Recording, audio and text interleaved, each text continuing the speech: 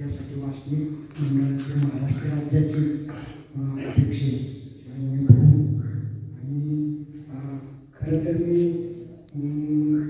इथं जमलेले नांदेडपासून संभाजीनगर पुण्याचे आमचे असे सर्व वासनिक मंडळ आणि नाशिकचे वासनिक मंडळाचे जे सर्वजण पाहिल्यावर मला मी 2-3 दिवस झाला आलेलो इथं.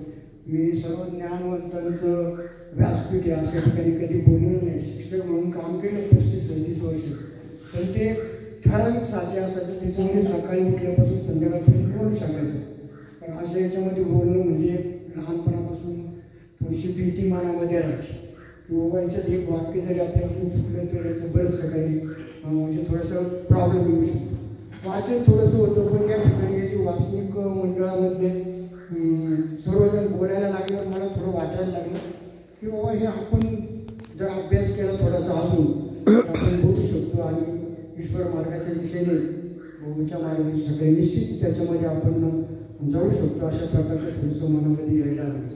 अगदी सुरुवातीच्या दिवशी आल्यावर नाशिक मधले जे वासनिक मंडळ होते त्यांनी म्हणजे त्यागाचं महत्त्व असेल वेगवेगळे विषय होते, पण ते 3-4 व्यक्ती अतिशय व्यवस्थित बोलले. अगदी या वयामध्ये जर त्यांच्यामध्ये इतक्या असं खोलवर जाण्याचं सूक्ष्म जे ज्ञान आहे, समजा आता त्यागाचं महत्त्व सांगताना मग तो त्याग कोणता आहे, मूलभूत त्याग किंवा जे लहान लहान छोटे गोष्टी होते अतिशय व्यवस्थित त्यांनी समजावून सांगितले.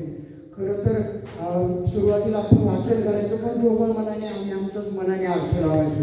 पण या ठिकाणी जेव्हा हे असं सर्वांचं पाहिलं तेव्हा असं वाटायला लागलं की निश्चितच हे जे आपण अनुभवपंथाचं आता रात्री एक व्याख्यान झालं लीळा चरित्राचं महत्त्व, त्याच्या अगोदर तत्त्वज्ञान, त्याच्या अगोदरचे जे वक्ते बोलले संभाजीनगरवरून आले, हे सर्वजण मान्यवर अतिशय उत्तम पद्धतीने अभ्यास करून बोलत होते.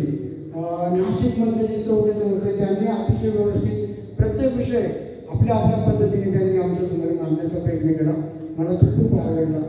आता बाबांनी जर विचारलं नेमकं काय आवडलं तर मात्र तुझी पंचायत होईल, पण बाबांनी थोडंसं वाचायचं त्याच्यामधलं थोडंसं मला जाणवायचं की त्या दिशेने आपण थोडंसं ज्ञान विस्मरण होत गेलं की काय. पण आज याच्यावरून आले गोळेगावचे असतील किंवा आमचे पुण्याचे आता खांबे अशोकदादा खांबे या गावच्या परिसरामध्ये जेव्हा मी चंदननगरला राहतो, पण या एक कर्मानुबंधाने मनुष्य लोके म्हणतात त्या पद्धतीने नेमकं स्वामींचं जे अच्युत गोत्रीय म्हणतात तसं ते बरोबर त्याच्याशी कॉन्टॅक्ट होत गेलं आणि आम्ही या मंडळींच्या सहवासात जाऊन वेगवेगळ्या प्रकारच्या पदयात्रांमध्ये सहभाग घेतला आणि टप्प्याप्रमाणे थोडं ज्ञान वाढत गेलं. पण पुढे असं वाटायचं की स्थान करणं किंवा हे म्हणजेच बाबा जसं सांगतात तसंच आम्हाला पुढे वाटायचं. आपण वेगवेगळी स्थानं करायची, पौर्णिमेला जायचं किंवा काही या पद्धतीने आपला कार्यक्रम चालू होता. घरी वाचन करायचं, पाठांतर करायचं, पण असं गुरुंना वगैरे जाऊन कधी विचार नव्हतो. त्या सूत्रांचा आपल्या मनाप्रमाणे आपल्याला जो योग्य वाटेल तसा अर्थ लावायचा, पॉझिटिव्ह अशा प्रकारचा अर्थ लावत जायचं. पण जेव्हा बावडीला बाबांचं हे ठेवलं सत्र आणि आम्ही आपण सहज गेलो असं आणि तिथं मी ते असं निर्भीडपणे बोलताना त्यांचं पाहिलं तेव्हापासूनच मला थोडं आठवायला लागलं की त्याच्यामध्ये एक सूत्र होतं सूत्रपाठामध्ये की परमेश्वर वाढवाडी असते. अगदी बाबा मी पाहिलेलं होतं 12 त्या काळामध्ये मला एका बाबांनी असं महानुभवांचं तत्त्वज्ञान पुस्तक दिलं होतं. मग मी आपली शिवाजी साठवणांची कादंबरी असेल काही छावा असेल ही मी वाचायचं आणि त्यावेळेला हे पुस्तक वाचलं होतं. मला थोडं आठवायचं, पण त्यावेळेला असं कळत नव्हतं की परमेश्वर वाढवाडी म्हणजे आपण हे या मार्गात म्हणजे कोणतरी येऊन आपल्याला या मार्गाचं ज्ञान दिलं असं वाटायचं त्या वाक्याचा अर्थ. पण काही काळानंतर निश्चितच अर्थात जवळ बरंचसा काळ निघून गेला. खरं तरी अगोदरच जर आम्हाला थोडंसं असं जवळ माहिती मिळाली असती तर या ईश्वर मार्गाला मध्ये लवकरच आम्ही समाविष्ट झालो असतो.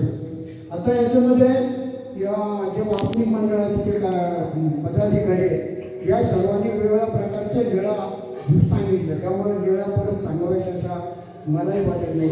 वेळेच्या बंधनाखाली मग ती अगदी परमपूज्य माईमठांची असेल, आचार्यांची लीळा असेल, अपायसांची असेल, वेगवेगळीचा दृष्टांत लीळा अशा वेगवेगळ्या प्रकारची लीळा इतक्या व्यवस्थित त्यांनी या ठिकाणी मांडल्या की त्या पाहून लीळा चरित्र आपण वाचतोय, आठवतोय अशा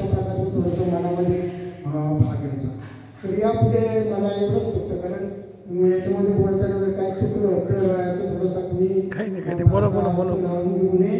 अगदी गीता सुद्धा बाबांनी वाचायचं, मी काय संस्कृतचा विद्यार्थी वगैरे असं नव्हतो, पण एक जण आपण असं थोडं अस्तर लक्ष देऊन त्याचं थोडंसं वाचायचं आणि मराठीचा अर्थ लावायचा.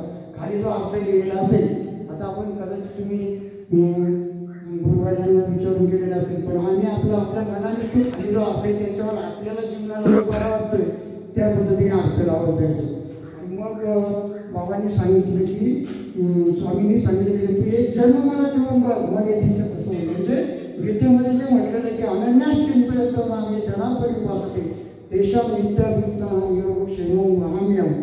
आणि जवळजवळ आता बरेचसे माहितीप्रमाणे ज्यांनी दीक्षा घेतलेली आहे, पण सर्वजण अगदी व्यवस्थित परमेश्वराच्या ह्याच्यामध्ये तल्लीन झालेले आहे, त्याचा अभ्यास करता आहे असं दिसतो.